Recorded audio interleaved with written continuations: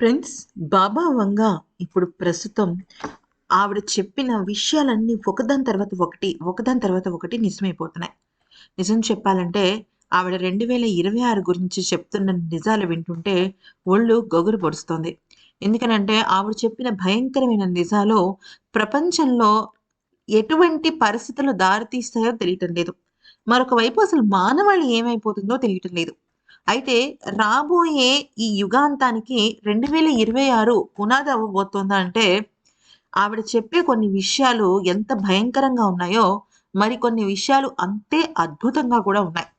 అయితే మానవాళిని కాపాడడం కోసం వచ్చే ఒక వ్యక్తి ఎవరు? అసలు ఈ మూడో ప్రపంచ యుద్ధానికి దారితీసే ఆ వ్యక్తి ఎవరు? అన్ని విషయాలు చెప్పింది. మొదటగా 2026లో ప్రపంచ యుద్ధం మొదలయ్యే సూచనలు కనిపిస్తున్నాయని, అయితే మొదటిగా ఈ సంవత్సరం ఆఖరిలో అంటే నవంబర్ ప్రాంతంలో తూర్పు నుంచి అంటే చైనా, రష్యా వంటి దేశాల మధ్య విపరీతమైన ఆందోళనలు పెరిగి అమెరికా, యూరోప్ వంటి పశ్చిమ దేశాలతో డైరెక్ట్‌గా వాళ్ళు ఏదో ఒక రకమైన గొడవలు పెట్టుకుని అది కాస్త పూర్తిగా ప్రపంచ యుద్ధానికి దారి తీసేలాగా మారిపోతుందని ఆవిడ చెప్తున్నారు. ఇది చాలా భయంకరంగా ఉంటుందని, యూరోప్‌లో పెద్ద డిస్ట్రక్షన్ జరుగుతుందని, ఇప్పటికే ఉన్న రష్యా, ఉక్రెయిన్ మధ్య యుద్ధం, అలాగే మిడిల్ ఈస్ట్ టెన్షన్స్ వల్ల ఇంకా పెరిగే సూచనలే కనిపిస్తున్నాయని ఆమె చెప్పారు. అయితే ఇక నిజం చెప్పాలి అంటే ఆవిడ ఇంకొక మాట కూడా అన్నారు. చాలామంది ప్రపంచ యుద్ధం అంటే అణుబాంబులు లేతే అణు ఆయుధాలు రంగంలోకి దిగుతాయనుకుంటున్నారు. కానీ అలాంటివేమీ జరగవు. ముఖ్యంగా చెప్పాలి అంటే మానవాళికి ఒక రకంగా ఊహించని పెను మార్పులు జరగబోతాయని ఆవిడన్నారు. అంతేకాదు మొదటగా ఏలియన్స్‌ని కలిసే ఒక అద్భుతమైన యోగం రాబోతుందని అన్నారు. ఇది ఆమె అత్యంత షాకింగ్ ప్రిడిక్షన్. అంటే 2026 అక్టోబర్ నెలలో మొదటిసారి మనుషులు ఏలియన్ స్పేస్ షిప్ భూమి అట్మాస్ఫియర్‌లోకి ఎంటర్ అవుతుందట. సాధారణంగా ఏలియన్స్ అనేవాళ్ళు ఎలా ఉంటారంటే, వాళ్ళు మన భూప్రపంచంలోకి రాలేరు. అంటే ఏం లేదు.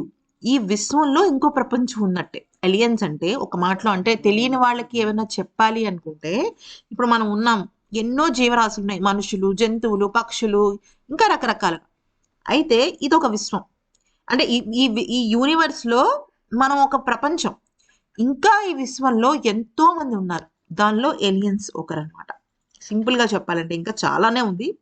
అయితే ఇది మొదటిసారి ఏలియన్స్ మన ప్రపంచంలోకి అడుగుపెడతారు. మన మా మన మనుషులతో మాట్లాడతారట వాళ్ళు. ఇక గోల్డ్ రేట్ల గురించి చెప్పాలంటే, ఆవిడ చెప్పిన నిజం వింటే నిజంగా షాక్ అవ్వాల్సిందే. ఎందుకంటే ఒకానొక దశలో బంగారం ఎలా ఎళ్ళిపోతుందంటే రేసు గుర్రంలాగా వెళ్తుందంట. ఆ తర్వాత ప్రపంచ యుద్ధం దారి తీసే ముందు అంతే బలంగా కుప్పకూలిపోతుందట. ఇది తెలుసుకున్న తర్వాత చాలా విపరీతాలు చోటు చేసుకుంటాయి. అయితే ఇక ఆవిడ టెక్నాలజీ గురించి కూడా చాలా గొప్పగా చెప్పారు. సైన్స్, టెక్నాలజీ ఎంతవరకు వెళ్ళిపోతుందంటే కృత్రిమంగా, కృత్రిమంగా మనుషులు తయారవుతున్నారు. ఆ తయారయ్యే మనుషులే గర్భాన్ని ఇస్తారు అంటూ కూడా ఆవిడ చెప్పడం జరిగింది. షాకింగ్ విషయం అది కూడా. అయితే ఇక మూడవది ఏఐ.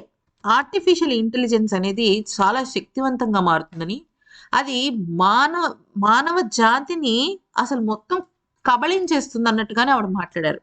అంటే ఇప్పుడు మనం ఏ రకంగా అయితే మనం మన మానవాళి చదువుకుంటున్నాము, అన్నం తింటున్నాము, ఉద్యోగం చేస్తున్నాం, వ్యాపారం చేస్తున్నాం, రకరకాల ఆలోచనలు చేస్తున్నాం.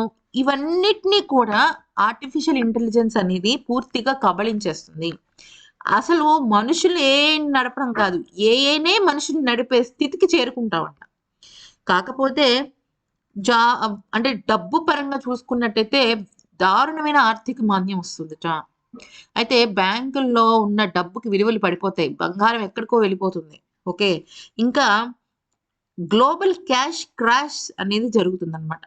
అయితే ఇక బ్యాంకులు ఫెయిల్ అయిపోతాయి. గోల్డ్ ప్రైసెస్ సడెన్‌గా పడిపోతాయి. సడెన్‌గా లేచిపోతాయి.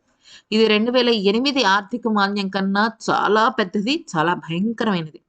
అయితే ఇక జాగ్రత్తగా ఉండాల్సిన అవసరం ఎంతైనా ఉందని, ఇక ప్రపంచానికి సంబంధించిన విపత్తులు కూడా కొన్ని సంభవిస్తాయని, కాకపోతే అది ఒక 7, 8% వరకే హ్మ్, భూమిని ప్రభావితం చేస్తాయని చెప్తోంది. పైగా ఆవిడ ఇంకొక మాట చెప్పారు. చెరైన్ అని ఒక లీడర్, ఒక యోధుడు అడుగు పెడతాట. అయితే అతను మళ్ళీ అదే తూర్పు నుంచి, అంటే భారత్ నుంచి లేదా రష్యా నుంచి లేదంటే ఇంకేదైనా దేశం నుంచి తూర్పు వైపు నుంచి వస్తాడట. ఆయన ప్రపంచాన్ని శాంతింపచేస్తాడు, యుద్ధాల తర్వాత శాంతిని తీసుకొస్తాడు, మానవాళికి ఒక గోల్డెన్ ఏజ్ స్టార్ట్ అవుతుందని ఆవిడ చెప్పారు. ఇది హోప్. అయితే ఇవన్నీ జరగాల, లేకపోతే వీటిలో ఇంకేదైనా మరమ్మతులు ఉన్నాయా అనేది మనం మన భవిష్యత్తుని చూసే చెప్పుకోవాలి. ఈ వీడియో నచ్చితే లైక్, షేర్ అండ్ సబ్స్క్రైబ్.